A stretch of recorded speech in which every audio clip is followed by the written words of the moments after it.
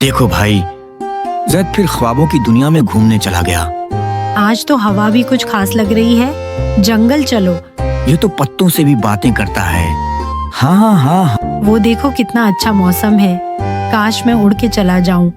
अरे बाबा दरख्त, तुम तो आज बड़े खुश लग रहे हो। क्या कुछ खास बात है क्या? जैद, क्या तुम फिर किसी कहानी के पीछे हो? शायद।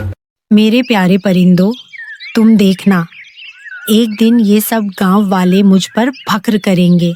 हाँ, ऐसा ही होगा, देख लेना। जो सच दिल से मांगे वो पाए, मगर एक शर्त पर ही। यह क्या है? एक पुराना कुआं? वाह, क्या बात है कुएं बाबा। देखे तो अंदर क्या है। ओ, कुछ नजर नहीं आ रहा। हाँ, बड़ा अजीब कुआं है। आखिर क्या होगा इसमें? क्या तुम सच में अपनी ख्वाहिश पूरी करना चाहते हो जैद? कौन है वहाँ? तुम्हारी हिम्मत और नेकी का इम्तिहान होगा। अगर कामयाब हुए तो तुम्हें अपनी सबसे बड़ी ख्वाहिश मिल जाएगी। अच्छा, वाकई? चलो सही है। ठीक है, फिर मैं तैयार हूँ।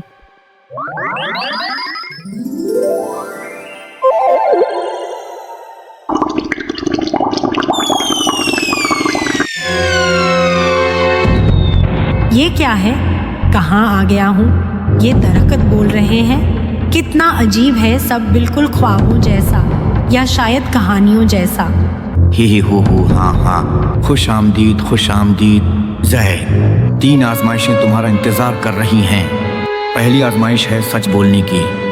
हाँ बच्चों, जैद, और पढ़ो कहानियाँ और देखो ख्वाब।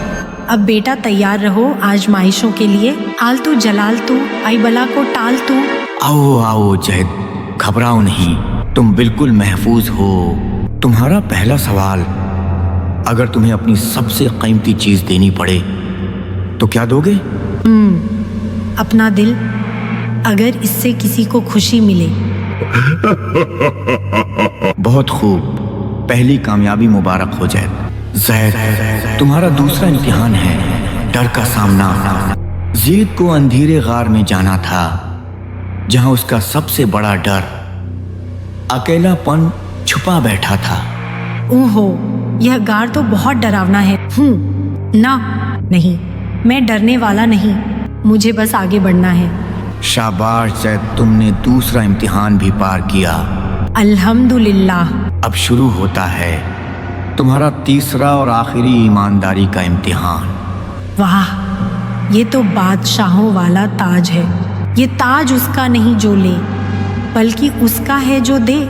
ये ताज मेरा नहीं है तो मेरा इस पर कोई हक नहीं। ये लो दोस्त, शायद ये तुम्हारा है। तुमने साबित कर दिया जैद, तुम सच्चे, बहादुर और ईमानदार हो। तमाम आजमाइशों में कामयाब होकर जब जैद वापस कुएं से निकला तो उसके हाथ में एक छोटा सा सितारा था।